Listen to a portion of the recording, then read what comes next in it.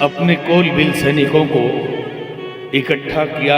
निषाद राज ने कहते हो सजोइल रोक घाटा, सभी योद्धा जागृत होकर घाट रोक लो।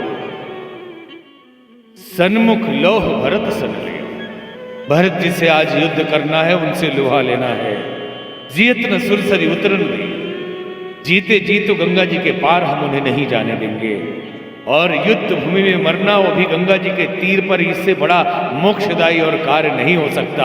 और शरीर तो क्षणभंगुर है, राम जी के काम में मरेगा, इससे बड़ी बात क्या है। राम काज क्षणभंग शरीरा, भरत जी उनके भाई हैं। हम नीच हैं, लेकिन फिर भी आज हम दिखा देंगे कि हम राम जी के कितने बड़े भक्त हैं।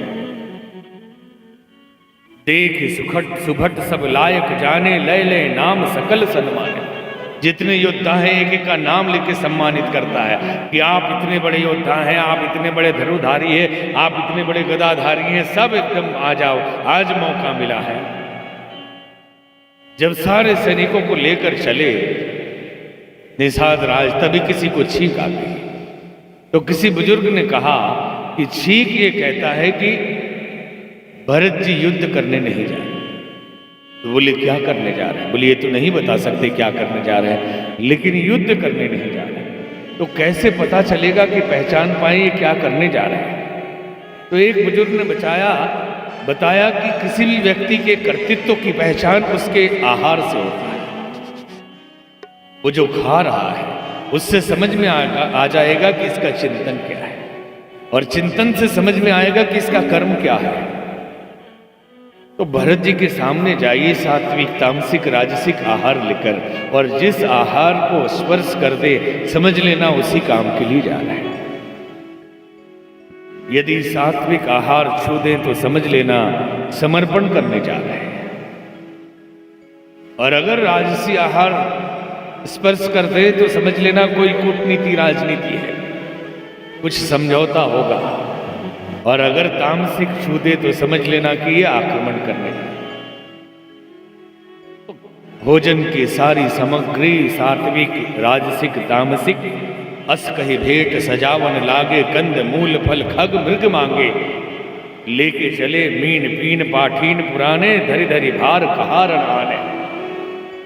कहार लोग भार में ले लेके मछली हिरण फल फूल कंद मूल हर तरह के भोजन लेके चले, सिर्फ परखने के लिए जांचने के लिए कि भरत जी कौन सा छूते हैं। अब लेके वहां गए तो भरत जी ने तो किसी चीज को छुआ नहीं, उतर गए रथ से। ये पता चला कि राम सखा है, तो उतरे रथ से और निषाद राज ने गले चरण छूने की कोशिश की, उन्होंने गले लगा लिया। कहते हैं कि राम राम कही जे जमुहाही, तिन्हि न पाप पुण्य समाए। राम राम बोलकर जो जमाई लेता है उसके ऊपर पाप भी नहीं लगता। यह तो राम लाई और लीना, इसे तो राम जी ने गले से लगाया है। कुल समेत जग पावन कीना, कुल समेत पूरे जगत को इसने पवित्र कर लिया है और गले से लगा लिया। भरत जी ने निषाद राज को, अब निषाद राज इशारा करते हैं बुजुर्गों को कि अब क्या मानेंगे। इन्होंने तो किसी चीज को छुआ नहीं, न सात्विक न तामसिक न राजसिक, ये तीनों नहीं है, तो ये क्या है? तो कहते हैं कि ये न राजसिक है न तामसिक है न सात्विक है, तो ये संत है। भगवान कृष्ण कहते हैं त्रिगुणया विषया वेदा निस्त्रिगुण भवार्जुन, कि तीनों गुणों में वेद भी फंसा हुआ है। जो बोल दिया गया, जो व्यक्त कर दिया गया, जो लिख दिया गया, असीम को अव्यक्त को व्यक्त में कैसे व्यक्त करेंगे? अगर व्यक्त करेंगे तो तीनों गुणों में आ ही जाएगा। तीनों गुणों से बाहर जो जाए वही संत है, क्योंकि तभी हम परमात्मा प्राप्ति कर पाते हैं जब समस्त विकार दूर हो और हम उस स्तर पे पहुंच जाए कि उसमें मिल सके। जब तक विकार रहेंगे तब तक दूरी बनी रहेगी, तब तक द्वंद्व बना रहेगा।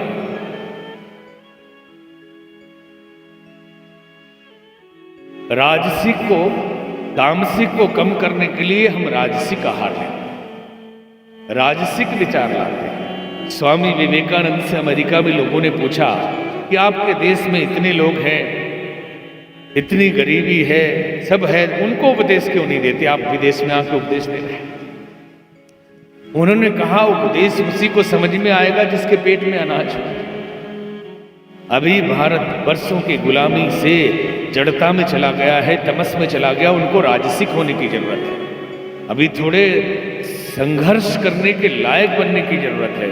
अभी तो आलस प्रमाद में डूबे हुए हैं। और आप आलस से छोड़कर एक विदेशी आदमी डिस्कवरी के एक फुटेज के लिए 4-4 दिन तक कैमरा लगाए वहीं बैठा रहता।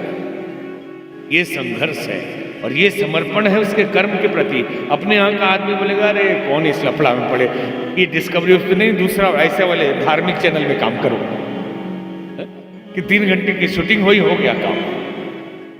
यही सोचने लगेगा कि 36 घंटे एक मुर्गी किधर से गई, एक सांप कैसे सांस ले रहा है, वो कैमरा लगाए हुए। ये समर्पण है उसके कार्य के प्रति। तो ये राजसिक लोग हैं। तो क्या हम लोग राजसिक के उठ के सात्विक हो गए सब लोग? नहीं, तामसिक है, आलस्य है, प्रमाद है, उपेक्षा है कर्म की। अरे कर लेंगे, हो जाएगा, देखा जाएगा। अगर काम ना पड़े तो करना तो कितना अच्छा, सरकारी नौकरी मिल जाए तो कितना अच्छा, हाजिरी बन जाए और काम ही ना करना पड़े। ये तमस है। तो तामसिक को खत्म करने के लिए राजसिक बना जाता है और राजसिक को खत्म करने के लिए सात्विक बना जाता है। और सात्विक भी तो कुछ है ना, जब कुछ भी ना रहे जो बचेगा वही परमात्मा मिलन है, वही भक्ति की परम अवस्था है। सात्विक भी तो कुछ है। तो संत जन कहते हैं कि मान लो कि बैर का एक कांटा लग गया और उससे निकालने के लिए हमने सोने के कांटे का प्रयोग किया, तो क्या सोने के कांटे को घाव में छोड़ देंगे? छोड़ देंगे? तो भले ही सोने का है, वो रिश्ता रहेगा, कष्ट देता रहेगा, तो फिर उस सोने को भी निकालना पड़ता है, तब जाके वो घाव ठंडा होता है। ठीक वैसे ही तामसिक है तो राजसिक से निकालते हैं और राजसिक है तो सात्विक से निकालते हैं और सात्विक निकाल के एकदम निर्द्वंद हो जाते हैं, त्रिगुणातीत हो जाते हैं। इसलिए ब्रह्मानंद जी कहा करते थे, संत परम हितकारी जगत मही, संत परम हितकारी, संत परम हितकारी जगत मही, संत परम हितकारी,